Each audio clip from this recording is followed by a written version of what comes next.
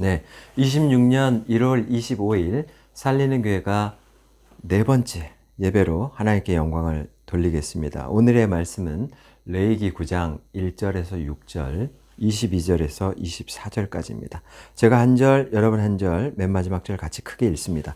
여덟째 날에 모세가 아론과 그의 아들들과 이스라엘 장로들을 불러다가 아론에게 이르되 속죄제를 위하여 흠없는 송아지를 가져오고 번제를 위하여 흠없는 수장을 여호와 앞에 가져다 드리고 이스라엘 자손에게 말하여 이르기를 너희는 속죄제를 위하여 순염소를 가져오고 또 번제를 위하여 일련되고 흠없는 송아지와 어린 양을 가져오고 또 화목제를 위하여 여호와 앞에 드릴 숫소와 순양을 가져오고 또 기름 섞은 소제물을 가져오라 하라. 오늘 여호와께서 너희에게 나타나실 것임이니라 하네. 그들이 모세가 명령한 모든 것을 회막 앞으로 가져오고 온 회중이 나와 여호와 앞에 선지라. 모세가 이르되 이는 여호와께서 너희에게 하라고 명령하신 것이니 여호와의 명광이 너희에게 나타나니라. 22절입니다. 아론이 백성을 향하여 손을 들어 축복함으로 속죄제와 번제와 화목제를 마치고 내려오니라.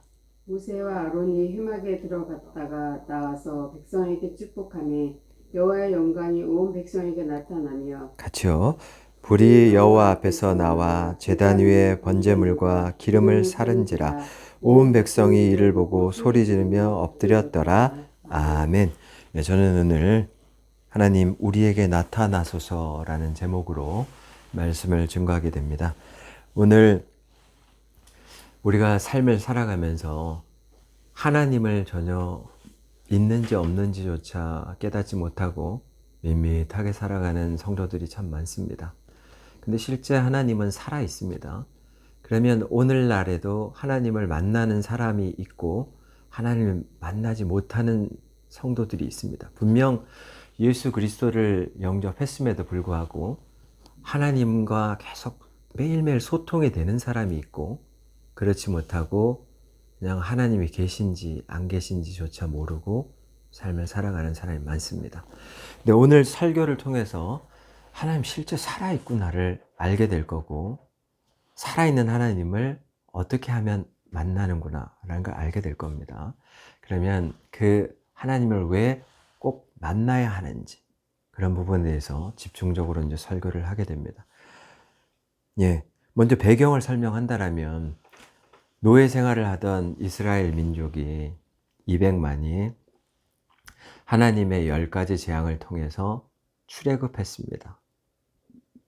출애굽해서 시내산까지 오는데 3개월 걸렸습니다. 시내산에 정착을 하면서 곧장 모세는 하나님의 부르심을 받았습니다. 시내산으로 올라오라는 것입니다. 십계명과 성막을 완공할 설계도를 보여주겠으니 시내산으로 올라오라. 그래서 모세는 2, 3일 내에 준비해서 일주일 내에 시내산 2000m가 넘어가는 시내산에 올라갔습니다. 한편 40일 주야로 모세는 기도하며 하나님과 소통해서 하나님 손가락으로 암석을 다다다닥 치면서 십계명이 만들어지고 있고 성막은 어떻게 지으란 얘기를 듣고 있는 장면입니다. 그런데 밑에서는 그 40일 내 시내산에 도착해서 3개월 안에 머물러 있던 사람들이 모세가 40일 내에 안 내려오니까 금송아지를 만들고 모세는 죽었다. 모세와 같이 인도할 신이 필요하다. 그래서 이집트의 신이었던 송아지상을 금으로 만들어서 그 금 송아지 앞에서 춤추면서 이게 우리의 신이다. 이렇게 하고 있습니다. 그랬을 때 모세가 이미 하나님 그 시내산 꼭대기에서 하나님이 내 백성이 부패했다. 도저히 참을 수가 없다라는 감동을 받았고 모세는 이미 하나님의 백성들이 하나님을 떠나서 우상 숭배하고 있다는 걸 알고 내려와서 그 춤추는 현상을 보고 돌판을 깨뜨리고 언약 파기다. 이런 백성과 하나님은 언약을 맺지 않는다 하면서 여호와의 편에 설 자가 누구냐 이렇게 12지파에게 물었습니다. 그때 레위 지파만이 나왔고 다른 지파들은 중립을 지키고 침묵하고 있었습니다. 레위 지파를 향해서 모세가 명령했습니다. 형제든 뭐든 이웃이든 상관없다. 가까웠던 아내든 상관없다. 우상을 숭배하던 주동자를 다 죽여라. 3,000명이 죽었습니다. 땅이 갈라지면서 삼켰습니다. 레위의 칼에 의해서 죽은 사람이 3,000. 그러고 난 다음에 모세가 이 처참하게 상처 입은 이 백성을 향해서 모세가 이 백성은 희망이 없다는 겁니다. 하나님이 버리면 희망이 없어요. 그렇기 때문에 모세는 뭘 하느냐? 생명을 걸고 하나님께 중보 기도를 하기 위해서 다시 시내산 올라갑니다. 그래서 뭘 하느냐? 이 백성을 버릴 거면 차라리 저를 생명책에서 지워주십시오.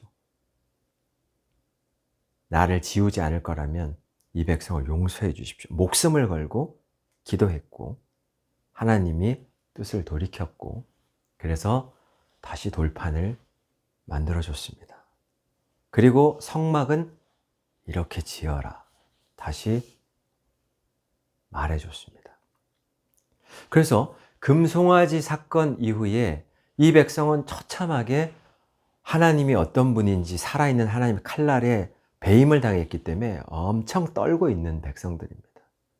근데 그 백성을 향해서 이제 모세가 말하는 겁니다. 시내산에 내려와서 하나님과 언약이 다시 체결됐다 얘기하면서 성막을 지어라.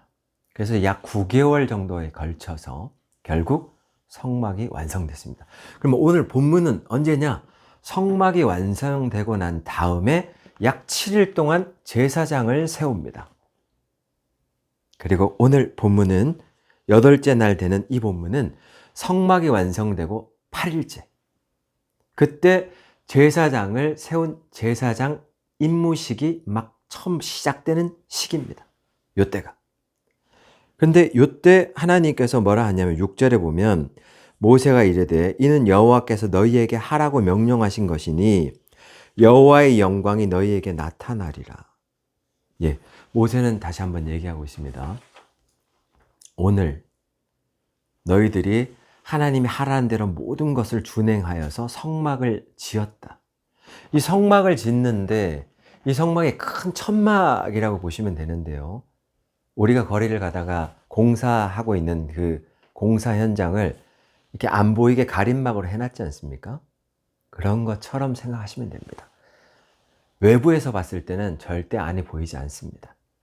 근데 성막의 구조는 어떠냐면 동쪽으로만 딱 문이 하나 나 있습니다. 문으로 싹 동쪽으로만 나 있고 어떤 데서로 나 있지 않습니다. 이것이 의미하는 건 뭐냐면 예수 그리스도만을 통하여만 하나님께 나아올 수 있다. 어떠한 장소로도 들어올 수 없고 딱 문은 예수 그리스도 하나, 동쪽에 열린 그 문 하나뿐이다. 하나님께 나오는 방법은 그것뿐이야 라는 것을 얘기하고 있고 동쪽을 향해서 오늘 본문에서는 대제사장과 짐승의 각을 떠서 태울 제사장 두 사람이 거기를 걸어 들어갑니다. 그러면 둘이 떠박떠박 걸어 들어갈 때 앞에 뭐가 보이냐면 번제단이 보이기 시작합니다. 번제단은 뭐냐면 하나님이 붙인 불, 제사장이 라이터로 붙인 불 아니고요. 번개가 떨어져서 붙은 불 아니고요. 하나님이 초자연적으로 붙인 불입니다. 그게 오늘 본문에 나옵니다. 본문에 어디 나옵니까? 24절에 나옵니다. 불이 여호와 앞에서 나와 제단 위에 번제물과 기름을 사른지라 온 백성이 이를 보고 소리 지르며 엎드렸더라. 예. 그러니까 제사장과 대제사장인 아론이 이 성막 안으로 들어가는데 백성들은 그 장경을 못 봐요. 그럼 백성들은 지금 어디 있느냐? 백성은 여호와 앞에 선지라라고 나와 있는데 그게 5절이죠. 그들이 모세가 명령한 모든 것을 회막 앞으로 가져오고 온 회중이 나와 여호와 앞에 서 있습니다. 그러면 온 회중이 서 있는 데는 어디냐? 동쪽 문 앞에 서 있는 겁니다. 정렬해서. 그러면 이 사람들은 뭘 볼 수 있느냐?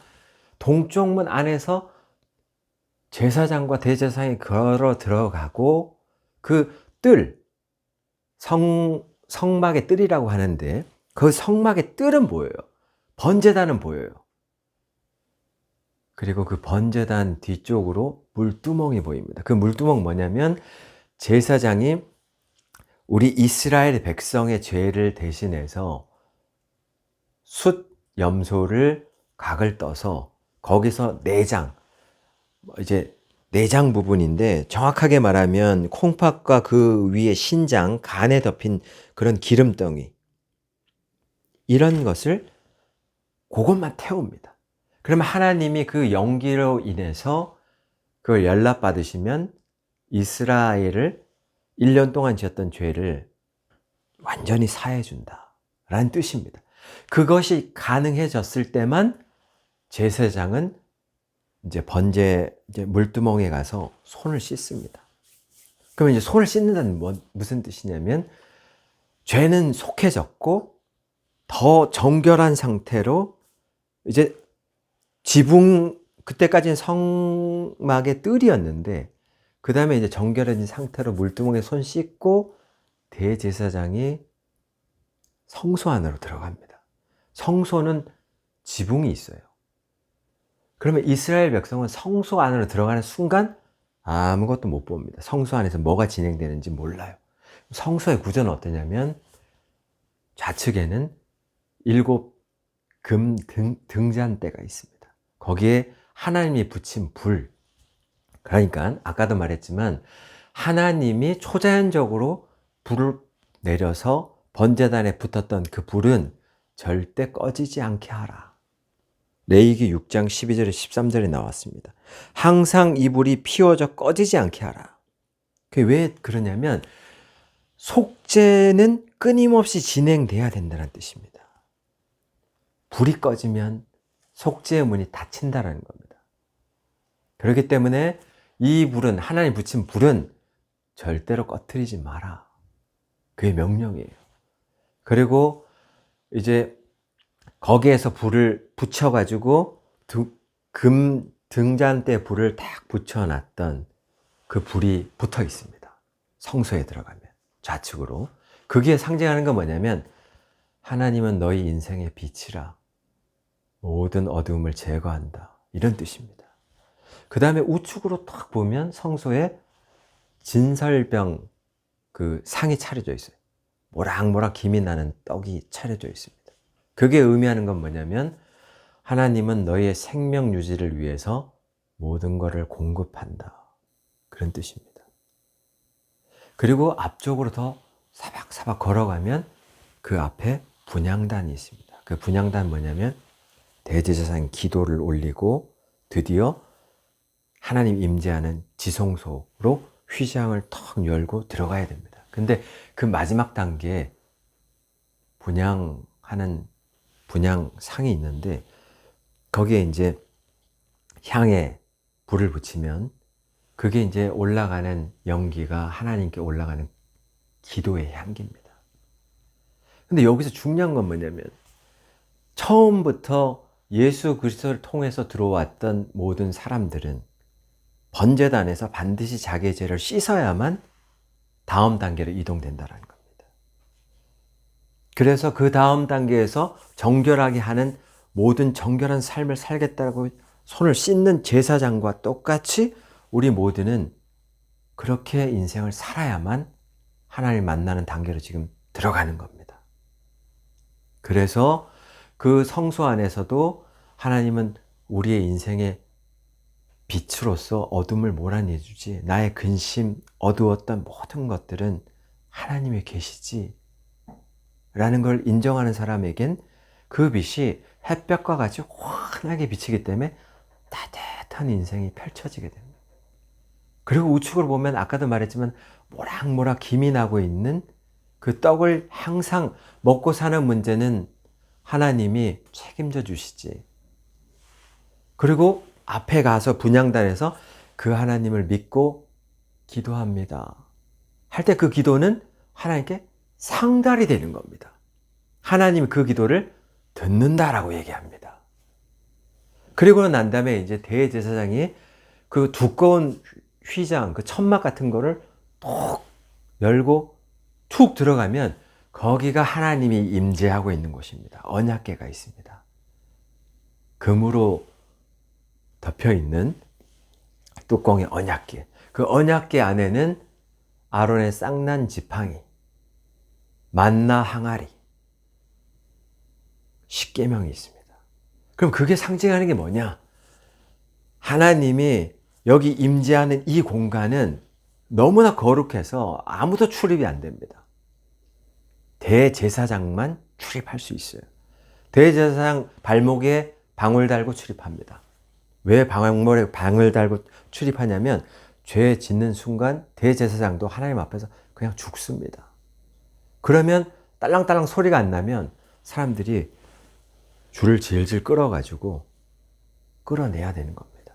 그 정도로 하나님은 살아있는 분이시기 때문에 엄격하게 자신의 죄를 씻고 정결하게 하고 그러고 난 다음에 하나님 앞에 들어갔을 때 그때서만이 하나님을 만날 수가 있어요. 그러나 그 만나는 것도 하나님과 직접 대면은 안 돼요. 그건 왜 그러냐면 하나님과 직접 대면하면 다 죽는다라고 나와 있습니다. 출애굽기 33장 20절에 나를 보고 살 자가 없다라고 하나님 말했습니다.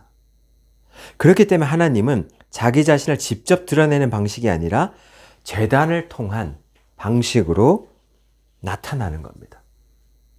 자욱한 연기, 빽빽한 구름, 하나님의 불, 초자연적으로 쏟아지는 불, 이런 걸로 하나님이 나타나는 겁니다. 직접 보면 죽어요. 그래서 하나님이 그렇게 나타나시는데 이 대제사장이 거기서 십계명이 있다는 것은 나와 언약을 맺은 평생을 나와 살아갈 백성들은 이 십계명을 지키며 살아가야 된다.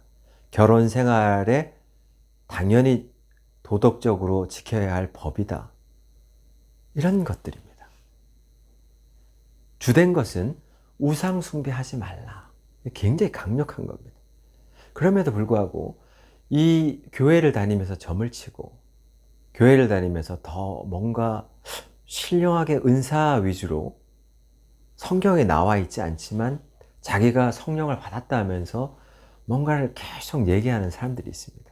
근데 그냥 그게 어떤 데는 맞을 수 있지만 정확하게 맞지 않을 때도 많습니다.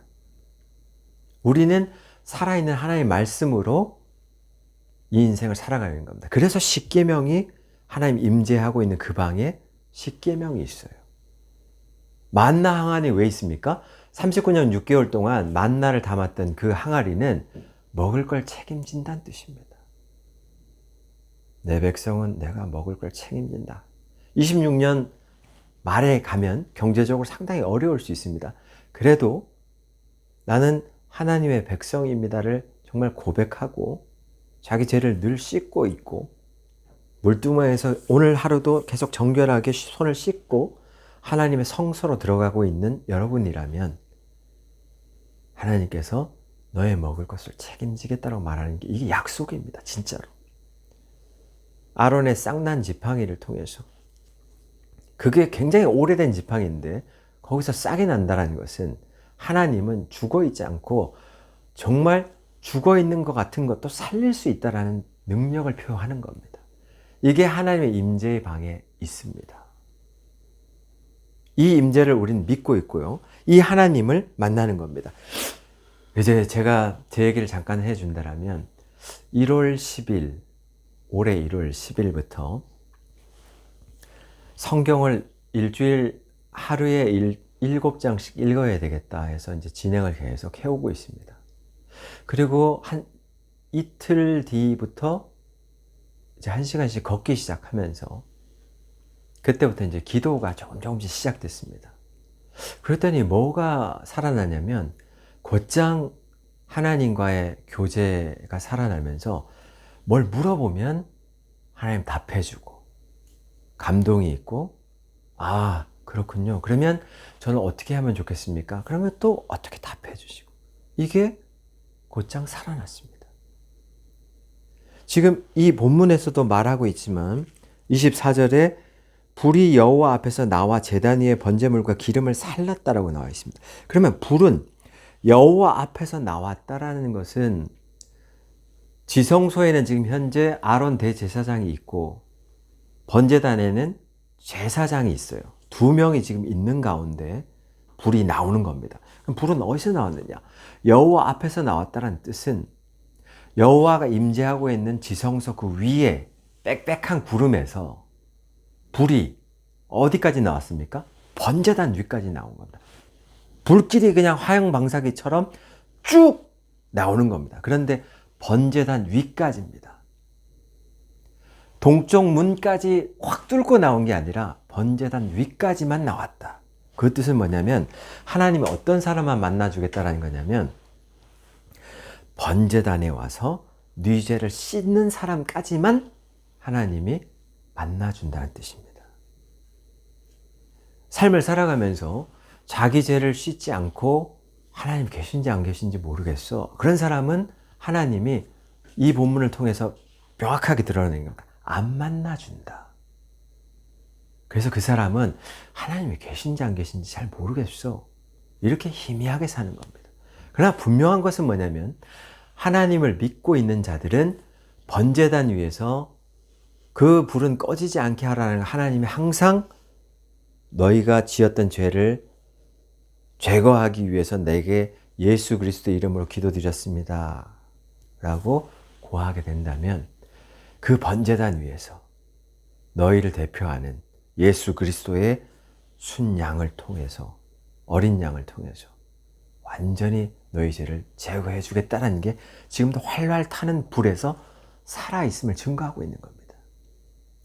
거기서 내 죄를 씻고 물두멍에서 손을 씻는 이 장면은 히브리력으로 1년에 딱 한 번 7월 10일 그때 온 국민이 이스라엘 국민이 모여서 성막 앞에 동쪽 문을 바라보면서 이스라엘의 전체 죄를 씻는 행위를 합니다.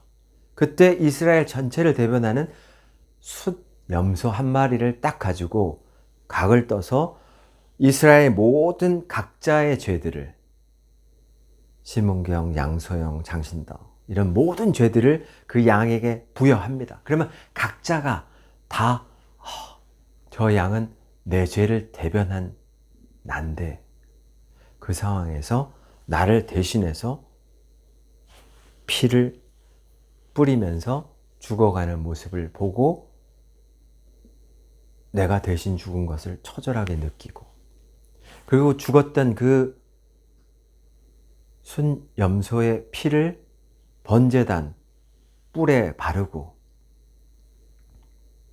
그리고 그 지방들을 태운단 말입니다. 그렇게 해서 피 흘림이 없이는 절대로 하나님이 죄를 용서하지 않는다. 이게 있기 때문에 우리 크리스찬들은 절대로 죄를 짓지 않겠다. 이런 뜻이 있는 거고요. 그 다음에 이제 한편으로는 여호와께 드려지는 7월 10일 날 여호와께 드려지는 염소 하나는 그렇게 피 뿌려서 죽임을 당해서 하나님께 드려진 거고 한 마리는 아사엘 염소라 그래서 살아있는 채 양소영, 심은경, 장신덕 이름을 달고 살아있는 채 광야로 돌려보냅니다. 죄를 전가시켜서. 그러면 어떻게 되느냐? 장신덕이 생각합니다. 저 염소는 내 죄를 갖고 그냥 광야로 나갔어. 그 뜻은 뭐냐면 진영 밖으로 벗어났다는 뜻입니다. 하나님의 보호하심을 벗어난 상태. 하나님 보호하지 않겠다는 뜻입니다. 그것도 동시에 뭐가 있냐면 하나님 앞에서는 죄가 제거가 돼야 되는 겁니다. 속죄를 한번 했다라고 끝나는 게 아니라 그 삶 속에서 일어나는 죄, 하나님이 양심을 통해서 성령님을 통해서 계속 이거는 아니라고 이렇게 문을 두드리는 것들이 있습니다. 그거에 대해서 빨리 회개를 하고 그 죄를 치우라는 겁니다. 아사엘 염소가 그 죄를 갖고 광야로 나가면 결국에는 하나님 보호하지 않으면 방향성이 없어. 어디로 가야 될지 몰라. 헤매.